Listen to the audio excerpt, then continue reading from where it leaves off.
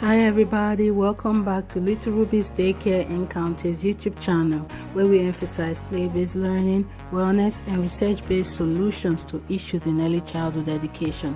If you're new here, subscribe.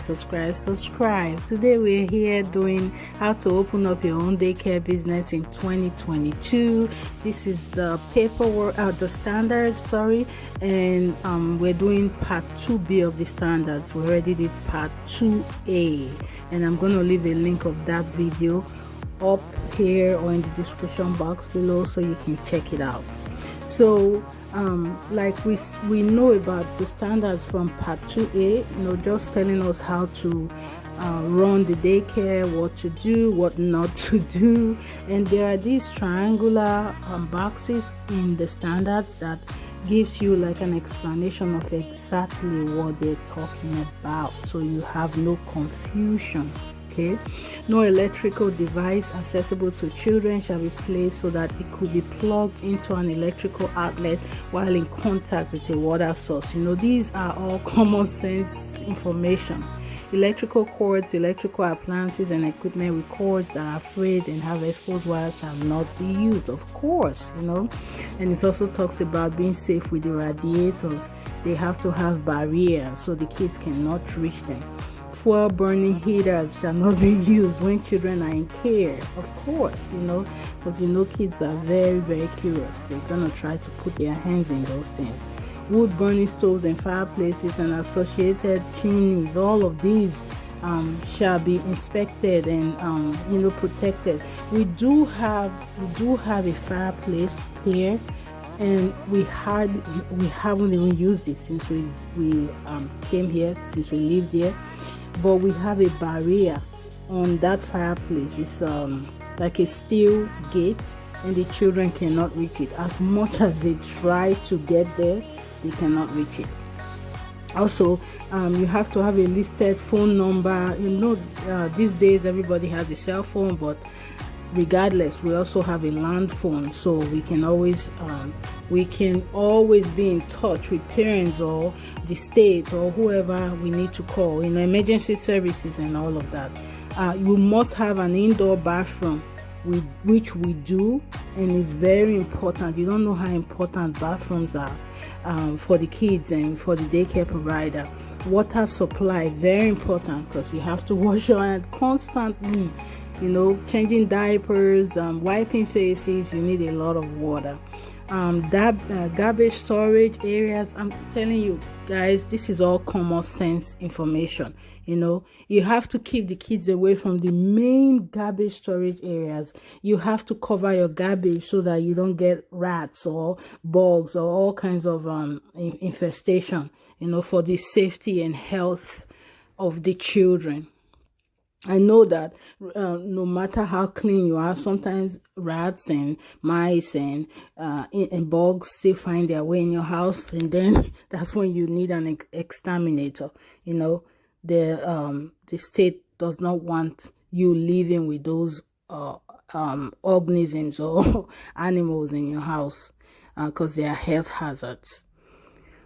Okay, 2 years and older shall have access to individual location. Yes, okay, this is each child in the daycare shall have a space, where it's designated space for them, where their things are put. Especially with COVID. With COVID, we are advised to separate children's stuff, their clothing, their bed sheets, all kinds of things from each other, to avoid spreading diseases, and not just COVID, any kind of disease.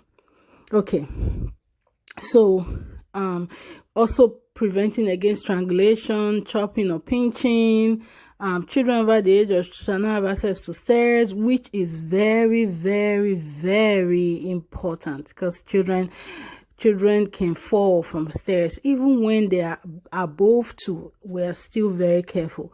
We have a rule here, and it's going down the stairs or coming up the stairs, because we have stairs that we have to use up and down the basement and around the house, and there's a rule that the babies go first, the youngest of the group go first, then the girls and then the boys. So that's the order we use. And I just needed to enforce it a couple of times, and now the kids have taken over. Hey, don't you know the babies go first, then the girls, then the boys, you know?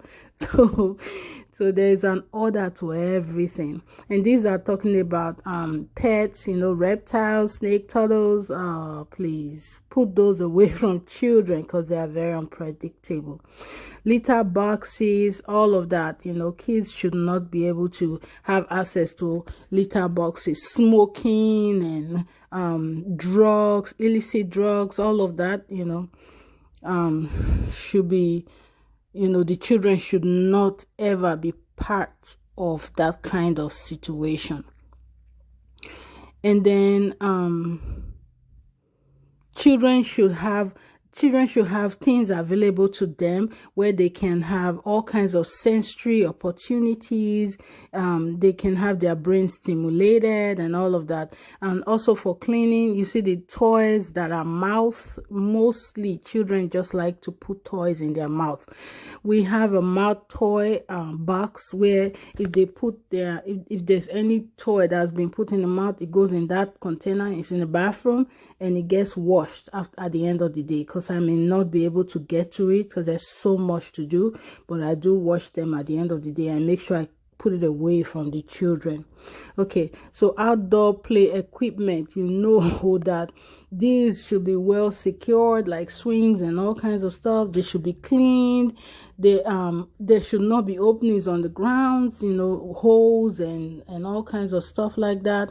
Moving parts must be that might pinch or crush children's hands or fingers shall not be used unless they have guards or covers. Equipment with platforms and ramps over 30 inches high shall have been designed with guardrails or barriers. Sandboxes shall be covered. Let me tell you the thing about sandboxes. I really don't like them.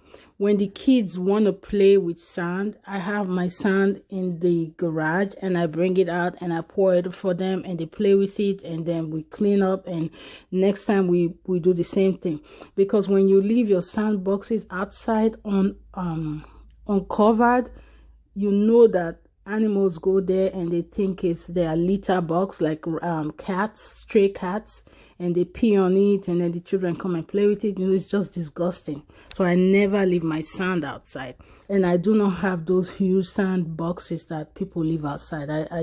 It's just disgusting to me. Okay, so you know, because children take naps at daycare, you have to clean their linens. Their cots shall be the safe ones. We do not need double-decker beds in the daycare where kids can fall off. The pack and plays are not acceptable here in Virginia. Pillows and blankets and all of those, if you're a child under 2 years old, you cannot use them because they are very unsafe. They are suffocation hazards. You cannot use infant walkers at daycare because they may cause injuries, number one, and number two, they really don't encourage proper development of the child, so it's not acceptable. And here they talk about weights and on all of that. Okay, here we go. Care of children. You as a caregiver have to be physically present on site. You have to be aware of what's going on. You have to monitor. I've heard horror stories of how caregivers will leave. I mean, this is licensed daycare caregivers. They will leave children in the house and run to the market, run in brackets and parentheses, and go to the market. And by the time they come back, either the house is on fire or something major and has happened, and there's serious injury to the child. So you cannot do that. You can never leave the children alone in the house, or without watching them, because kids are very unpredictable. That's why you're needed to watch them and monitor them and supervise them, because you cannot trust them to make the best decisions. Okay. Age appropriate activities. We have preschoolers. You don't have to teach them algebra like they're in high school or college. Mostly use play-based learning styles and strategies for the children. So sometimes they don't even know they're learning. As they're playing, they are getting all kinds of learning opportunities. And learning can be structured and unstructured. You know, you have to have planned learning and sometimes unplanned learning. Now, I know that many daycare providers always like, oh, Miss Brenda, is so much happening at daycare. We have to cook, we have to clean, we have to change diapers, we have to make sure the kids are clean, the kids are safe. How do you get learning in, you know, within all of that? And I just tell them, whenever you are with a child, that's an opportunity to teach the child. So if you're learning, for instance, if you're using the bathroom, if they're doing potty time, you're teaching them about the potty. In my bathroom, in the classroom, there are alphabets on the wall, and we're pointing and talking about the alphabets and naming them and singing. So they're learning. When they are eating, they're learning at the table. They're talking about vegetables. They're talking about beginning sounds and numbers and shapes, all kinds of stuff. So you don't have, with preschoolers, with daycare, preschoolers at daycare, you might not have that designated learning time that is like extended. So you put in learning as much as you can whenever you can. Okay. So, and learning has to be appropriate to developmental level. So each child at each age has a way of learning. Okay, and here I like this part of it where it tells you you cannot do physical. You cannot physically touch the child. You cannot withhold food. You cannot punish them by not allowing them to go to the toilet, or you cannot threaten them that, oh, you're not going to go outside. You know, you cannot use threats and things like that for punishment. Caregivers, of course, you as a caregiver, your supervision and observation of the children is daily because they're in your care daily. So you have to inform the child's parents about the child's development as much as you can. I do it almost daily. God forbid a child dies at your daycare, immediately, you know, you have to call the parents or the guardians, and you have to inform the state, you have to inform emergency personnel, you know, and all of that. If a child is injured, depending on the injury, if the injury is on the head, from the neck on upwards, and is real serious, you have to call the parents immediately, and you have to call emergency services. And then there's the thing about when the child is sick with fevers and rashes and swellings and diarrhea, you have to call them to be picked up immediately as much as they can. You know, look at that stiff neck or headache. Sometimes the sickness policy is the hardest policy to, you know, is the hardest policy for you as a daycare provider to enforce with parents, because parents want to work, and we understand they do want to work, but the state, and for very good reason, the state does not want sick children at daycare. You know, they could be contagious. They could have something contagious, and depending on how many people are at daycare, you're spreading these things to multiple families. So when a child has diarrhea more than once and is consecutive, you have to call the parents. They have to come pick up. When they have a headache, when they throw up, all of that. And parents don't like it, but it's something we have to enforce because of public safety, you know.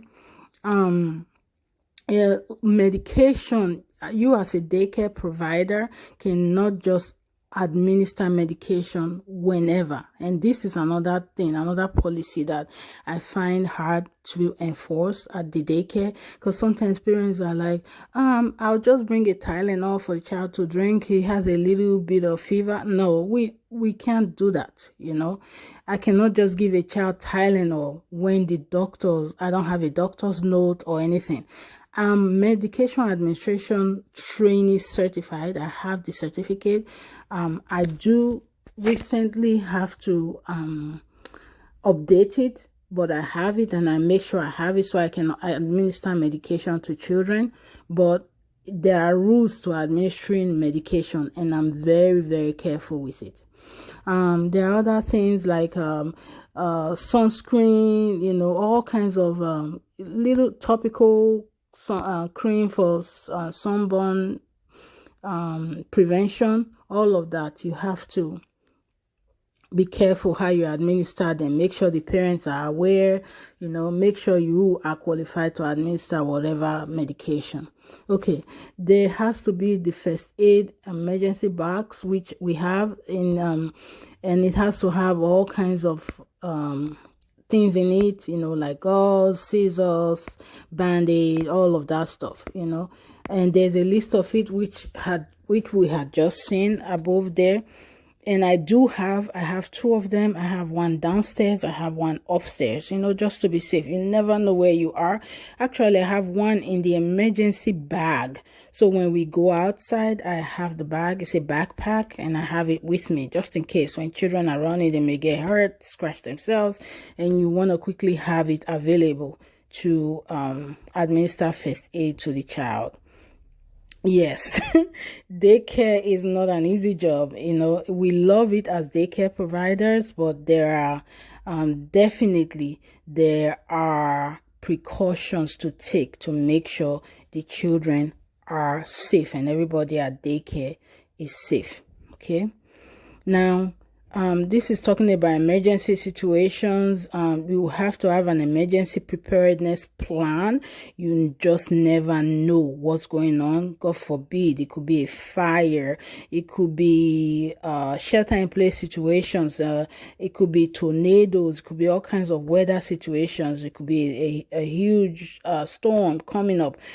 You don't know, you know, so you have to be prepared. You have to have information of the parents with you in the bag. If you're leaving, where is the location, you know, all of that. The parents have to be aware. You have to be aware, and you have to do drills at least 2 or 3 times a month. We do drills here, all kinds of drills, you know, DRILLS, emergency drills.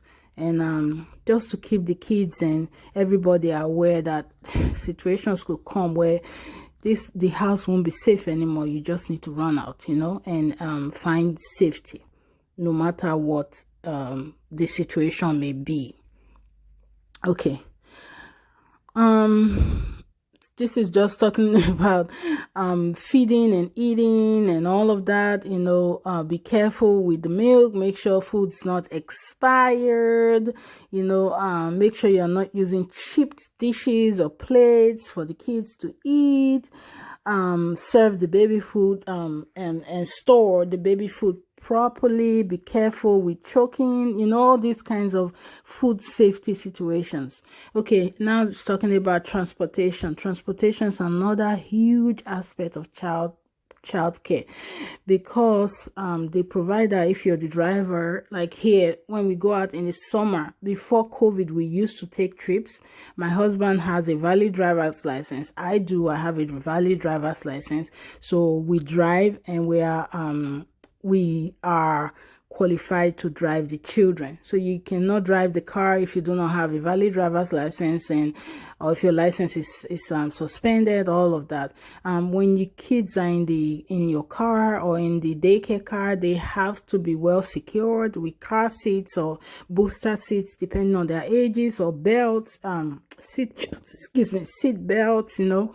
They have to be well secured and safe in the car. The driver, you too, as a driver, you have to drive very carefully. So this is talking about night care. I used to have consistent night care, not anymore, but I might occasionally get a night person. Maybe the nurse, the parent is a nurse, or they work in like gas stations or places like that, you know, and that's just how you have to care for them. So there's so much in here, my fam, so much in here. But thank you for watching. Don't forget to hit that subscribe button. There's so much more coming about opening your daycare in 2022, and I hope you stay tuned and subscribe and share these videos. Thank you for watching so much. Thank you. Bye.